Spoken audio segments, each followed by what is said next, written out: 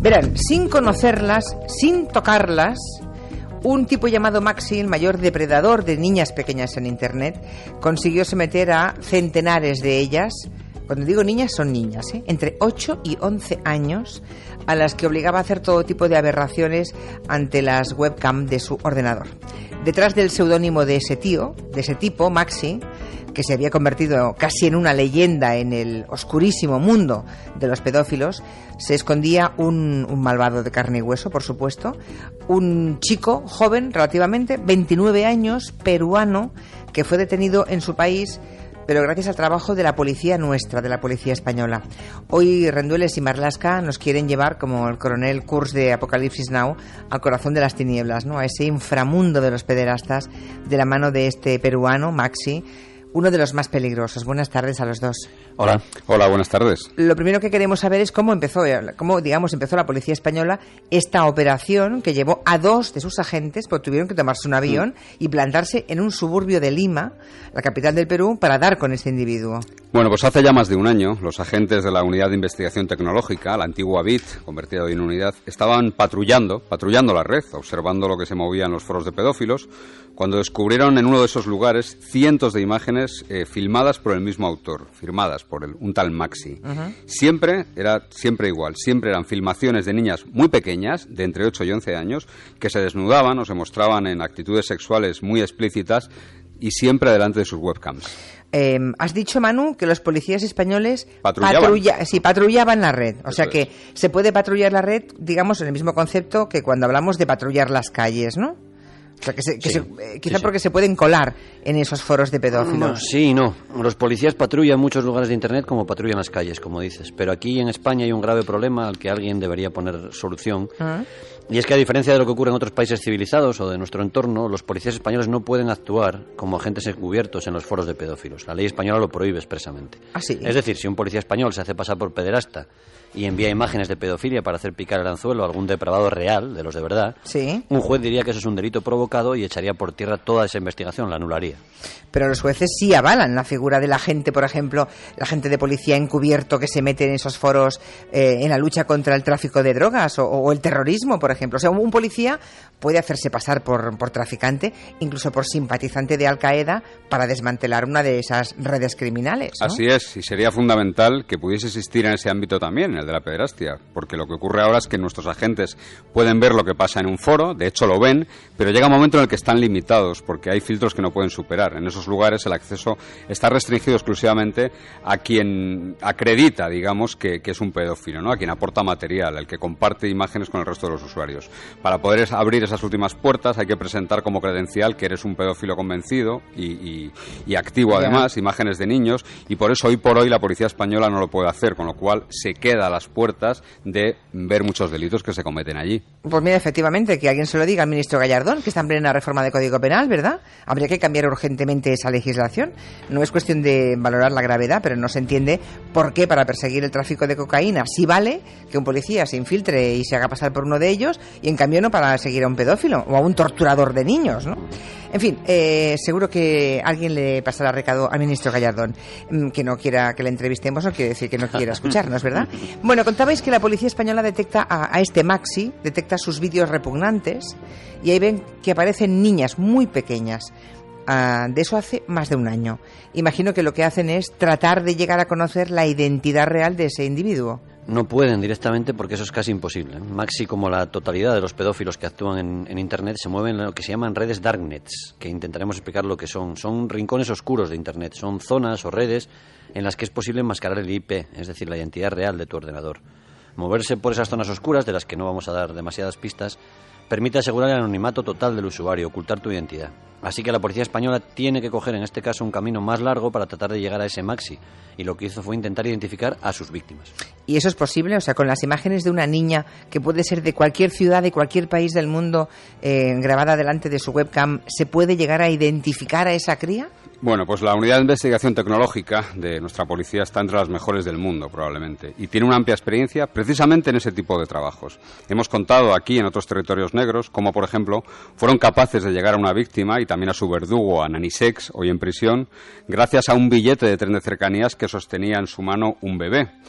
víctima de estos abusos, o gracias a la forma de un interruptor o a una toalla o a la forma incluso de una cama.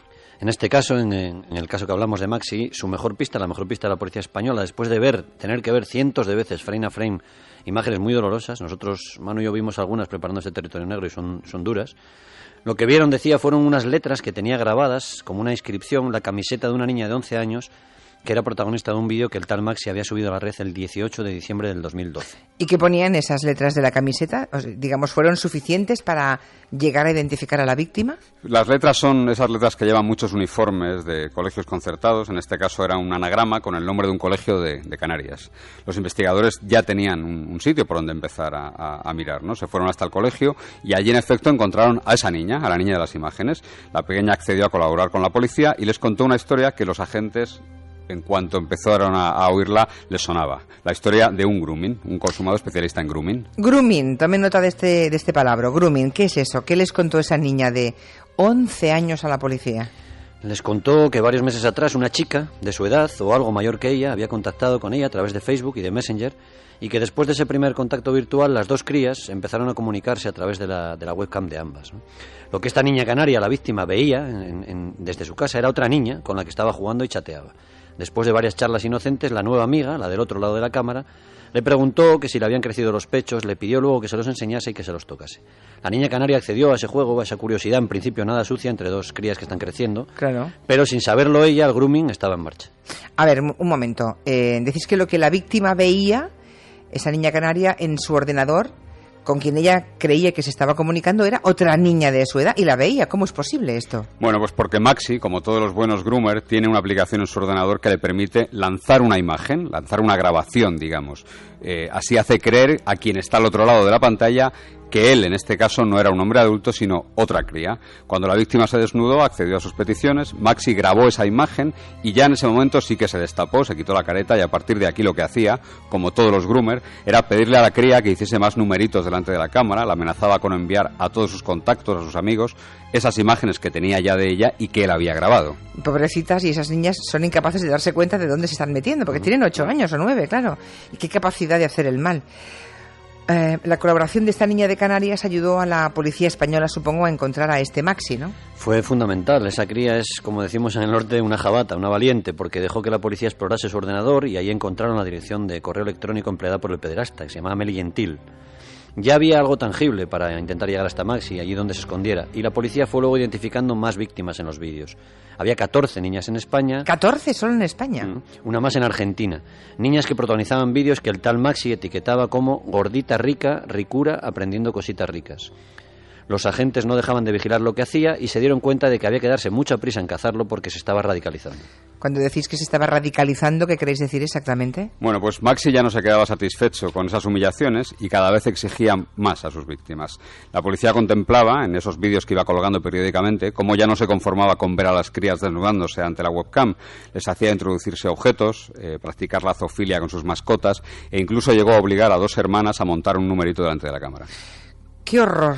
¡Qué horror! ¡Qué repugnancia! Bueno, y todo eso decís mientras la policía intentaba dar con él y llegar a él. Me imagino que de forma ya desesperada, viendo lo que estaba viendo la policía, que eso iba a mayores, ¿no? Claro, además los agentes españoles detectaron que Maxi estaba haciendo negocio con las grabaciones, con sus víctimas, ¿no? Había colgado en internet un catálogo de esos vídeos que vendía ya por entre 20 y 60 dólares.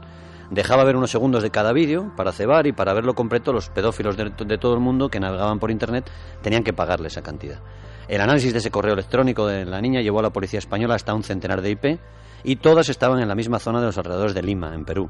Y el estudio de esas direcciones, de esos DNIs del ordenador, condujo a una casa en la que vivía un matrimonio de edad avanzada con sus 3 hijos. Y uno de ellos, Arturo Dodero Tello, de 29 años, era el principal candidato a ser Maxi. ¿Allí estaba el pedófilo, en esa casa de Lima? Sí, pero era un verdadero fantasma, una sombra realmente. La policía española avisó a los colegas de Lima, a la policía de Lima, que comenzó entonces una labor policial tradicional, digamos, ¿no? Se hicieron pasar por empleados de un banco y llamaron a la puerta de la casa preguntando por Arturo Dodero. La madre les dijo que no vivía allí. ¿Que no? Los vecinos apenas le veían, pero los agentes españoles no tenían duda de que Maxi se escondía ahí, muy cerca. 2 agentes de la unidad de investigación tecnológica española viajaron hasta Perú para trabajar sobre ese terreno y sobre todo para encontrar las pruebas que no dejasen escapatoria a Maxi, ¿no? Algo que fue casi más costoso que toda la investigación anterior. Claro, porque imagino que no es fácil que policías españoles participen, ¿no? O sea, crucen el charco y se vayan allí a hacer una operación en un país extranjero. No, nunca es fácil, pero es que en este caso hubo una complicación más, que es que los policías, los jueces y los fiscales de Perú no tienen demasiada experiencia en luchar contra este tipo de pedófilos, contra este tipo de delitos.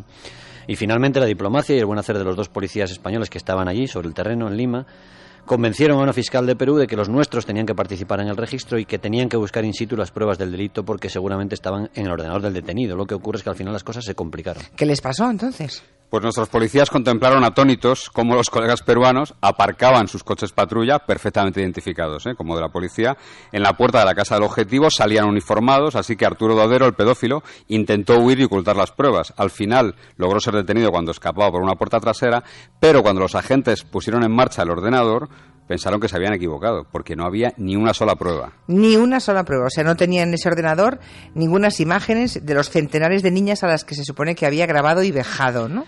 Ni una, ni rastro, porque era un tipo muy precavido, en su disco duro no había nada, y su ordenador tenía, eso sí, todas las herramientas del perfecto groomer, del perfecto acosador. Tenía acceso directo a las redes Darknet, esas zonas oscuras de las que te hemos hablado al principio, una aplicación que permite navegar en anonimato escondiendo su IP del ordenador, la utilidad con la que simulaba, fingía ser una niña, como lo hizo la niña de Canarias, a través de la webcam. O sea que tenían todo eso, pero ni una sola prueba de todas esas víctimas, ¿no? No, pero aquí llegó el momento del policía de toda la vida, del instinto, del olfato de la policía. Los policías españoles observaron la casa, se dieron cuenta de que estaba muy sucia, muy desordenada. La parte trasera del ordenador estaba llena de porquería, pero había un cable, una conexión USB, que estaba sorprendentemente limpia, como si alguien acabase de desenchufar algo.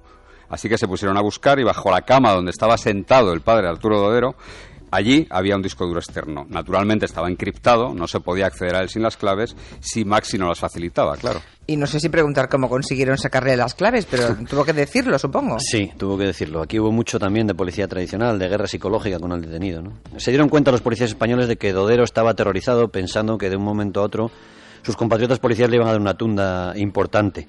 Así que optaron por hacer de polis buenos y lo que se hace a veces con muchos delincuentes, ¿no? Hacerles sentirse importantes, jugar con su vanidad, con su ego. ¿Y eso cómo se hace en una situación tan delicada? Bueno, pues por ejemplo, los policías españoles decían en voz alta que el FBI les estaba ayudando a identificar a ese Maxi, que sabían que era un pedófilo muy, muy importante. Él sostenía, el propio Maxi decía que había muchos Maxis en distintos países de habla hispana. Mientras tanto, la policía iba trabajando en su ordenador, iba obteniendo datos que les iba dejando muy, muy poca escapatoria a Dodero, ¿no? Y finalmente, tras más de 6 horas allí con él, acabó dando precisamente a uno de los policías españoles las claves para acceder a su disco duro, que era un verdadero catálogo de los horrores. Imagino que la policía seguirá aún analizando ese catálogo de los horrores, ¿no? Ese disco duro. Sí, de un primer vistazo se han encontrado ya 67 niñas víctimas de este tipo, aunque hay muchas más, ¿eh? Lo útil que tienen los pedófilos, por decir algo como este, es lo que los criminólogos norteamericanos llaman el comportamiento del coleccionista, ¿no? Dodero le gusta guardar en su ordenador un documento, y en este caso lo llama recolección, en el que tenía la lista enorme de perfiles de niñas que estaban en Facebook con características que él las iba poniendo con anotaciones suyas sobre sus atributos físicos o sobre cómo se comportaban. Qué asco, de verdad. Bueno, imagino que este individuo pasará una buena temporada en la cárcel, quiero pensar. Sí, y este es otro dato que nos tiene que hacer que pensar, ¿eh? En Perú los delitos relacionados con la difusión de pornografía infantil están mucho más castigados que en España. Él puede pasar hasta 12 años en prisión. Lo que ocurre es que Maxi puede ser un tipo de gran utilidad para la policía de su país e incluso para la española. Es un pederasta, un pedófilo, un groomer de las élites de ese mundo y, por tanto, entre sus contactos hay unos cuantos como él, muchos monstruos como él, a los que quiere llegar la policía con su colaboración. Veremos si colabora. Solo esos monstruos saben quiénes son sus colegas, ¿no? Tipos de su misma calaña y su misma catadura, compañeros de esas zonas oscuras que tanta repugnancia nos da, ¿no? Y más cuando lo contáis aquí con tantos detalles. En fin, me quedo casi sin aliento, pero me anima el trabajo estupendo de la policía española, esa unidad, habéis dicho, de investigación tecnológica, sí. A los que desde aquí damos nuestra admiración y nuestro reconocimiento. Hasta la semana que viene. Adiós. Hasta luego.